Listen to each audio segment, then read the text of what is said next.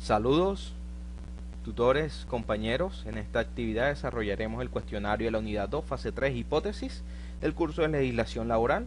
Los compañeros que realizamos la actividad fueron Claudia Penagos, Dani Sanabria, Yosmaira Uriana, Luis Castillo y Marta Villazón.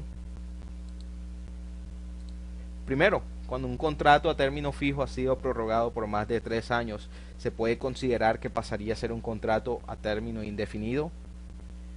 Cuando se ha firmado un contrato a 3 años, a finalizar el tiempo pactado, se prorroga, las partes pueden acordar entonces que el contrato se convierta en indefinido, pacto o decisión que deberá consignarse en el respectivo contrato y será el resultado de un acuerdo de voluntades que modifica el contrato previo. En ningún otro caso, el contrato de trabajo se convertirá en indefinido, sin importar cuál sea el manejo o tratamiento que se dé con él.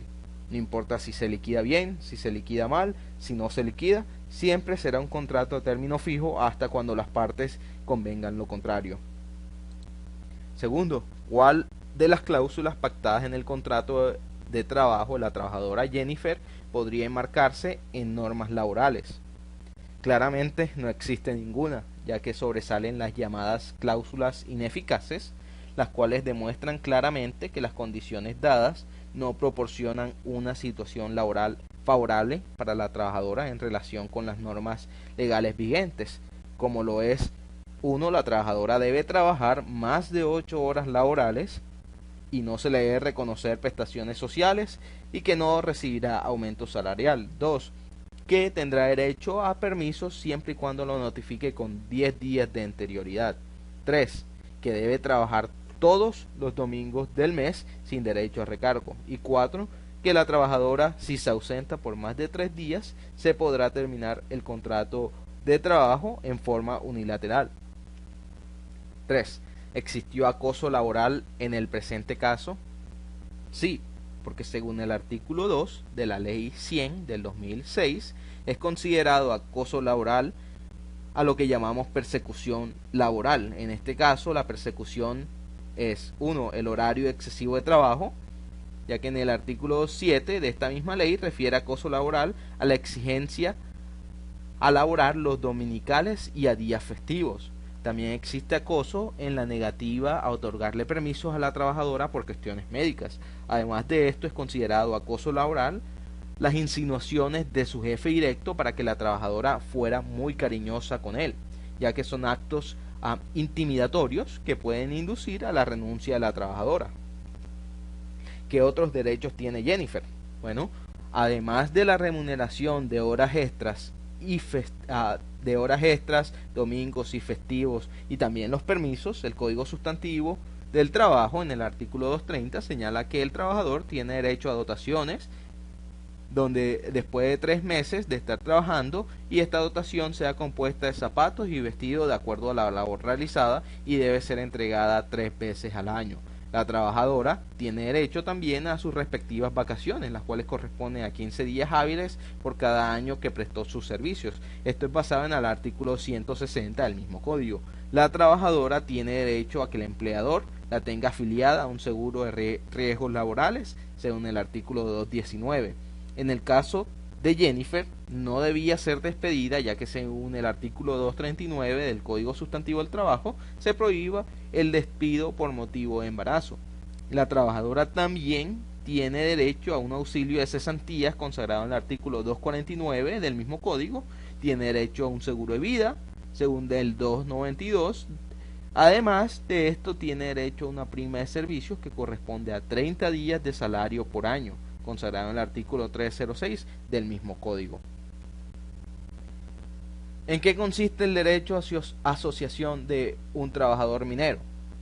La Constitución colombiana establece el derecho a asociación de trabajador minero como un derecho fundamental y consiste en que los trabajadores de este gremio pueden reunirse para buscar la promoción de intereses comunes y propios que mejoren y garanticen óptimas condiciones para desarrollar sus labores como jornadas de trabajo, descansos, vacaciones, licencias o capacitaciones.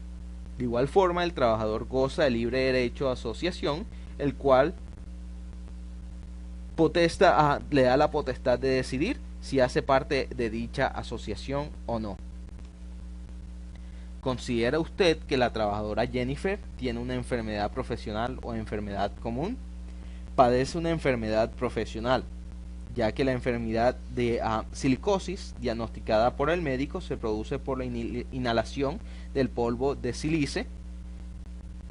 Este anterior se encuentra en la mayoría de los lechos rocosos y forma polvo durante el trabajo con la minería, la explotación de canteras, la construcción de túneles y al trabajar con ciertos materiales metálicos. ¿Cuáles son las prestaciones asistenciales y económicas para el caso de enfermedad laboral y enfermedad de origen común? Bueno, las prestaciones asistenciales son los servicios de salud que tiene derecho un trabajador en el momento de sufrir un accidente o de detectar una enfermedad laboral. Entonces, a las que tienen derecho son asistencia médica, quirúrgica, terapéutica, farmacéutica, servicios de hospitalización, servicio odontológico, suministro de medicamentos, servicios auxiliares de diagnóstico y tratamiento, prótesis y órtesis, su reparación, su reposición, solo en caso de deterioro, desadaptación, cuando a criterio de rehabilitación se recomiende, rehabilitación física, profesional, gastos de traslados en condiciones normales que sean necesarias para la prestación de estos servicios. Ahora, la económica. Estas prestaciones se calificarán dependiendo del porcentaje de pérdida de la capacidad laboral que se tenga, es decir, dependiendo de la consecuencia presentada por el accidente o la enfermedad laboral. Se pagan entonces distintas prestaciones. Las prestaciones económicas a que tienen derecho los trabajadores en el Sistema General de Riesgos Laborales son los subsidios por incapacidad temporal y de indemnización por capacidad permanente parcial, pensión por invalidez, pensión de sobrevivientes y el auxilio funerario. De acuerdo a la norma laboral, ¿cuáles son los eventos que son atendidos por los riesgos laborales? Todo trabajador que sufra un accidente o una enfermedad profesional tiene derecho, según sea el caso, a lo que mencioné anteriormente: las asistencias médicas, quirúrgicas, terapéuticas, los servicios de hospitalización, odontológicos, suministro de medicamentos, auxiliares de diagnóstico de tratamientos, las prótesis, rehabilitaciones físicas o profesionales y los gastos de traslado. ¿Tiene derecho la trabajadora Jennifer Osorio Zapata a algún tipo de pensión? La silicosis es una enfermedad declarada incapacidad absoluta por enfermedad profesional. Por esta razón, Jennifer debe ser pensionada por invalidez. Eso está escrito en el artículo 9 de la Ley 776 del 2002. El monto de la pensión se realiza dependiendo del porcentaje de pérdida de la capacidad laboral. La declaración, evaluación, revisión, grado y origen de la incapacidad permanente parcial serán determinados por una comisión médica interdisciplinaria según el reglamento, para que estos efectos sean expedidos por el gobierno nacional. ¿Cuáles son los eventos que la ley indica como accidentes laborales? Según el artículo 3 de la Ley 1562 del 2012, accidente laboral es entonces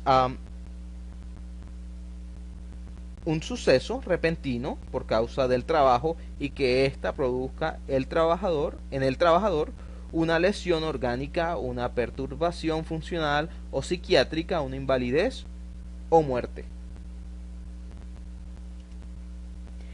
En caso de fallecimiento de la trabajadora Jennifer como consecuencia de la enfermedad profesional, ¿qué clase de pensión debería recibir sus beneficiarios y requisitos para reclamar la pensión?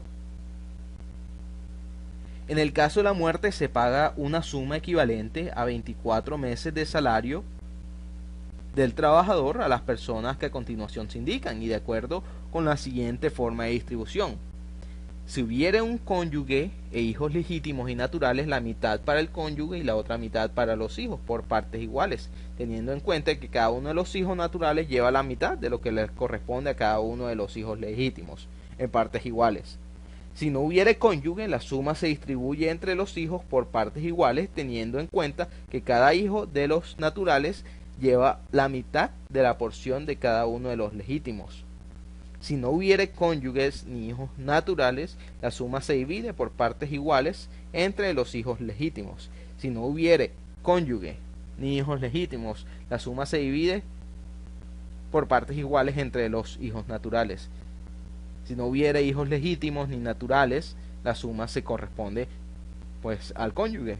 Si no existiera ninguna de las personas a que se refieren los incisos anteriores, la suma se paga a los ascendentes legítimos por partes iguales. Y si hubiere uno solo de ellos, este se paga toda la suma. A falta de alguna de las personas que se refieren en los incisos anteriores, la suma se paga a los padres naturales por iguales partes. Si hubiere uno solo de ellos, este se paga toda la suma. A falta de alguna de las personas a las que se refieren los incisos anteriores, entonces la suma se paga a quien probare que depende económicamente del trabajador fallecido, si además fuere menor de 18 años o estuviera incapacitado de forma permanente para trabajar. Si hubiere varias personas en las circunstancias, la suma se divide entre ellas por partes iguales. ¿Cuáles son los requisitos para reclamar la pensión? Una vez determinado el derecho de recibir la pensión de sobreviviente, se debe cumplir con los siguientes requisitos y documentos.